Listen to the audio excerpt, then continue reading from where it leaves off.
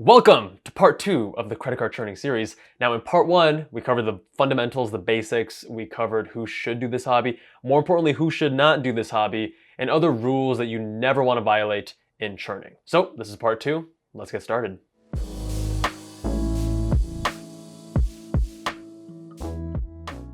Quick disclaimer, I'm not a financial professional, I'm not a tax advisor, none of these things. Proceed with caution, proceed at your own risk. This is for informational purposes only. Now my two favorite resources, as I talked about in the part 1 video, drofcredit.com and the Churning subreddit. The Churning subreddit, one of the users created this awesome flowchart, which is super helpful for people who are just starting off in the hobby. Now, they also created a specific coronavirus edition of the flowchart, which is because some of the credit card policies have changed in the recent months. I am personally still accumulating points, even though I'm not traveling during the near future, because the way churning usually works is you accumulate points over months and years, and then you cash them out in the future. So that's more of a personal decision, but regardless, the fundamentals we're talking about here are going to apply whether now or in the future after this whole coronavirus thing is over. Now, before we dive into the flowchart, you first need to decide what are you optimizing for. Now, for most people, it's usually travel. You get the most value actually that way.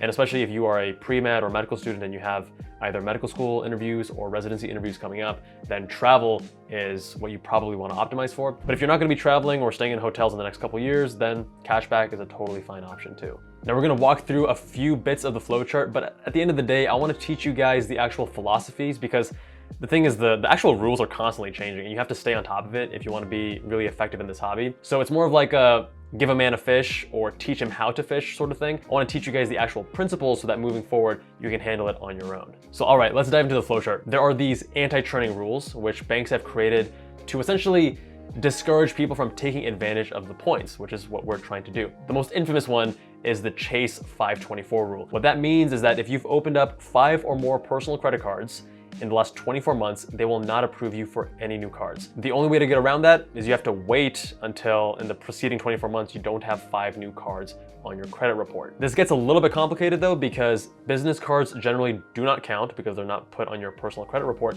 except for business cards from 3 banks. You have Discover, TD Bank, and Capital One. Regardless, if you're watching this video, most of you are probably under 524. So let's go to the left side of this flowchart.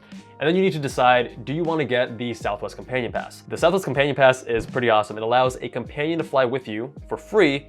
You just need to pay the small, like the flight fees, which are $5.60 one way if you're flying domestically. So the flowchart is really effective at helping you, navigate all these different rules from all the different credit card companies. And by answering these questions like, are you above or below 524? Do you want the Southwest Companion Pass? It helps you kind of prioritize what you should be focusing on if you're new to this hobby. One thing the flowchart does not address though, is that when you sign up for a card, you want the maximum sign-up bonus. So they're constantly changing. For example, a credit card may have a 50,000 sign-up bonus now, but in the past, maybe they had a 70,000 sign-up bonus. You may want to actually wait until it goes back up to 70K. That's going to be a personal decision. I like going to drofcredit.com because he's usually pretty updated and on top of the whole, sign-up bonus and how it compares to previous bonuses. Now going back to the Companion Pass, there's a lot of nuance and strategy here. So the Companion Pass, when you earn it, well, first of all, to earn it, you need 120,000 points in a single calendar year. So the way that most people in the churning community do this is they will open up 2 Southwest credit cards.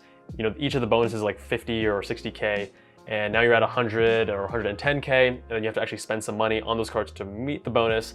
So you're at like 115. Anyways, you'll get to 120,000 points in a single year.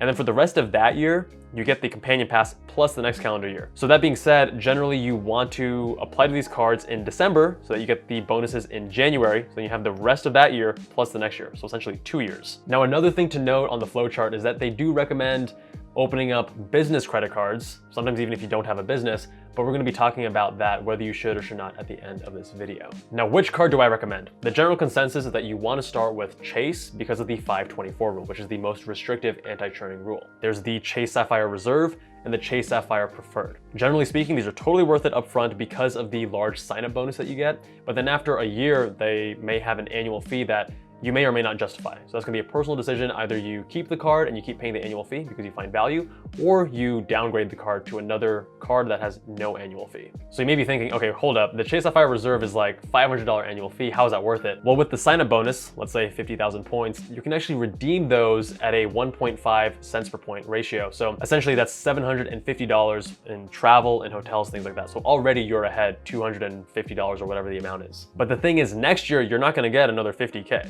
You just pay the annual fee and you don't have any additional bonus. So then you have to decide if it's worth it for you. Now, Chase recently changed the perks and benefits of their Reserve card. So now the annual fee is up to $550 from $450, but you still get a $300 travel credit. Now that travel credit is very easy to redeem. It's on Uber, Lyft, a lot of things. So in the Churning community, we essentially just deduct that from the $550. So $550 minus $300, essentially $250, the effective annual fee. They added some Lyft and DoorDash benefits, which I personally can't justify. And with the added annual fee and the perks that I'm not really using, I couldn't really justify it, so I downgraded my card. So churning as a hobby is all about getting the most value from a credit card possible. Usually what this means is you get a large sign-up bonus, and then a year later you decide if the card is worth it, in which case you keep it long-term, or you downgrade it to another card that does not have an annual fee. You wanna downgrade rather than close a card, because if you close a card, it shortens your average age of credit, and that's not good for your credit score. So for example, you don't actually wanna open up the Chase Freedom up front because it has a very low sign-up bonus. So what you do is you open up the Chase Sapphire, and then a year later you can downgrade it to a Chase Freedom. And the Chase Freedom has no annual fee, and it does have 5% rotating categories. And this is where a lot of people get tripped up. The daily spend, the 3% here, 5% there. The thing is, the amount you spend day to day, getting 3 or 4 or 5% here or there doesn't add up nearly as much as getting a large, chunky sign-up bonus several times per year. I mean, it's still important, but it's more of a secondary consideration, and your first consideration and your first point of optimization should be getting big sign-up bonuses. So after the Sapphire cards, what next? I would generally go with the Southwest cards, especially if you're at an airport that flies Southwest. There's a lot of value here. I think for most people, it's very beneficial. And what you can do is actually open up both of these Southwest cards at the same time using the modified double dip. It's a more advanced strategy. You'll have to search on Reddit on your own to find the details of how to do that. For hotels, Hyatt is considered the favorite in the Churning community. There's a lot of value for the points there. And then after that, it's gonna be more of a personal decision. For me, a lot of my own strategy in churning has changed in the recent years because of Med School Insiders. I have a large monthly expenditure for the business, much more so than my personal expenses, so that's definitely changed my strategy. For most of you though, unless you guys are outliers, like you have a business or some other unique circumstances, following the flowchart is gonna probably get you where you need to be. And remember, the Churning community focuses on sign-up bonuses, and you're always working towards a new sign-up bonus at any given time, and generally opening up a card every 1 to 3 months. All right, next, let's talk about assessing value. So when you're traveling, you need to decide, are you going for quantity or quality? Meaning, are you going for economy or luxury? There's no right or wrong here, but I personally choose the budget economy traveling for 2 reasons. First, Stoic fundamentals. And I've talked about Stoic philosophy and basics for students in a previous video. And second, hedonic adaptation. I don't want to get to the point where I'm used to flying business, and then for me to go back to economy is like this huge chore, or this huge, like, I'm like, oh my God, I'm so annoyed right now. So think about this. Let's say you have 60,000 points with whatever airline. You have 2 options. Either you can fly round trip to Asia with those 60,000 points, or you can do one way to Asia with business class. So the actual cash value of the first option, if you just fly economy round trip, let's say it's like $900. Whereas the second option, if you fly business, if you were to buy that with cash, it'd be like $2,000 or $2,500. So in this case, the redemption value, the cents per point, the actual value you're getting per each point is higher with the business option.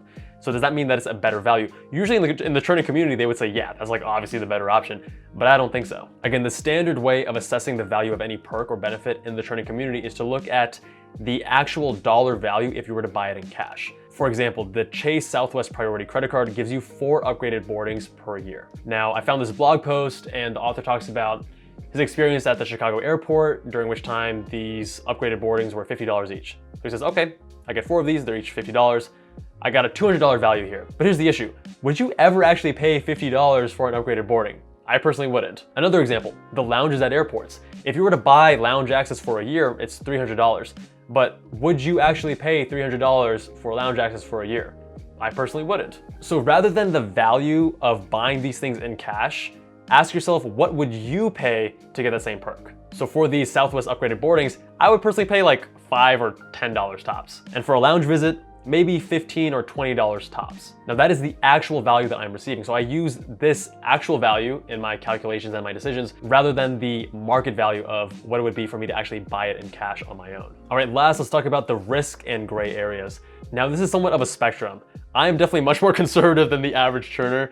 I think that it's better to have a, like a low or medium flame that burns for a long period of time for several years, rather than this really bright flame that, burns out quick. So it's like the high risk, high reward versus the lower risk and longevity approach. If you go high risk, you can have cards closed, you can have points taken back, there's just like a lot of downsides that to me aren't worth an extra couple $100s. So for example, there was this thing called the gravy train with American Airlines, and people were abusing these mailers, and ultimately they cracked down on it. And a lot of people got their accounts closed, the points were taken back. Sometimes people were in the middle of a trip and then their flight back home got canceled and they had to figure that situation out. It's just like the stress isn't worth it in my mind. On the other hand, you can play by the rules like I do. You can do it safe. You may not get the exact same value short term, but I'd like to think that long term, there's more longevity and you benefit more that way. So these are the factors you need to decide on. First, business credit cards. I only opened up business credit cards when I actually had a real business. Now, many in the Churning community suggest that you open up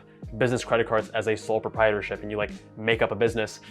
I personally wouldn't. I mean, if you do have a sole proprietorship, if you're selling things on eBay or you have like a side hustle, then cool. But again, personally for me, just not worth the risk to be lying about having a business and things like that. Next is manufactured spend. This is where you use a credit card to buy cash equivalents like gift cards and then you essentially cash them out on yourself. It's high risk. You have to do it in person. It's a huge time commitment and just higher risk of getting caught, and you're definitely against the terms of service with these credit cards. I don't think it's worth it. If you need help reaching a minimum spend, because let's say you need to spend another $1,000 in the next month to get the bonus, what I've done in the past is say like, hey mom, I know you live hundreds of miles away from me, but here's my credit card info, charge the utilities on my credit card, and then just pay me back cash. So that way I'm getting that increased spend without actually having to spend any more money or do anything shady like manufactured spend. And the third one is self-referrals. This is where you refer yourself to a credit card so you get the referral bonus. So this used to be fine, but then in the last year or so, American Express started clawing back points, cracking down on this. I think the best practice is just don't self-refer either at American Express or any other credit card company. Again, how you approach this and your risk tolerance is gonna be highly personal.